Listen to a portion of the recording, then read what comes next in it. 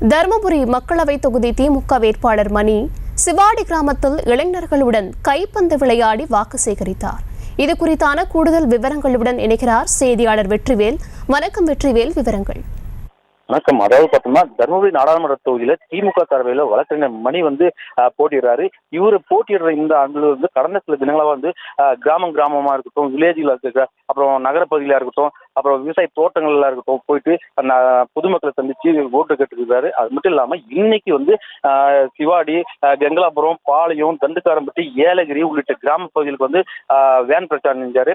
அப்போ திடீர்னு சிவாடி பகுதியில் அந்த இடத்துல அங்க இருக்கக்கூடிய கிராம இளைஞர்கள் கைப்பந்து விளையாடி இருந்தாங்க. அப்போ அவரு போய் அந்த பசங்க இளைஞர்கள் கூட சேர்ந்து அவரும் கைப்பந்து விளையாடி அவங்க அந்த இளைஞர்கிட்ட உதயசூரியன் சின்னத்துல வாக்களிக்கணும் அப்படின்னு சொல்லியிருக்காரு. அது மட்டும் இல்லாம அங்க அப்ப அந்த கிராமத்துக்கு வேட்பாளருக்கு பகுதி பெண்கள் ஆரத்தி எடுத்தும் பூக்கள் மேல தூவியும் சிறப்பான வரவேற்பு கொடுத்தாங்க. அப்ப அந்த இடத்துல அந்த பொதுமக்களிடையே அவர் பேசும்போது தருமபுரி மாவட்டத்துல தண்ணீர் கொஞ்சம் இருந்து வந்திருக்கு. அது மட்டும் இல்லாம வேலை வாய்ப்பும் குறைவா இருக்கு. அதுக்கு உண்டான நடவடிக்கை வெற்றி பெற்ற உடனே இது செஞ்சு தருவோம்னு சொல்லியிருக்காரு.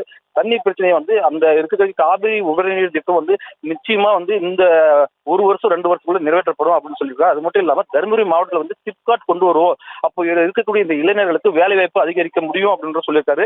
இந்த காவிரி உபரிநீர் திட்டம் கொண்டு வந்தாக்கா நிலத்தடி நீர் மட்டும் உயரும், அதனால குடிநீர் பிரச்சனை தீர்க்க முடியும். அது மட்டும் இல்லாம விவசாயிகளும் செழிக்கும், அந்த அவங்களுடைய வாழ்வாதாரம் அதிகரிக்க கூடும் அப்படின்ற உறுதி கொடுத்து அவங்க பொதுமக்கள் கிட்ட வாக்களிக்கிறாங்க. விவரங்களுக்கு நன்றி வெற்றிவேல். செய்திகளை உடனுக்குடனும் துல்லியமாகவும் தெரிந்து கொள்ள சப்ஸ்கிரைப் பண்ணுங்க.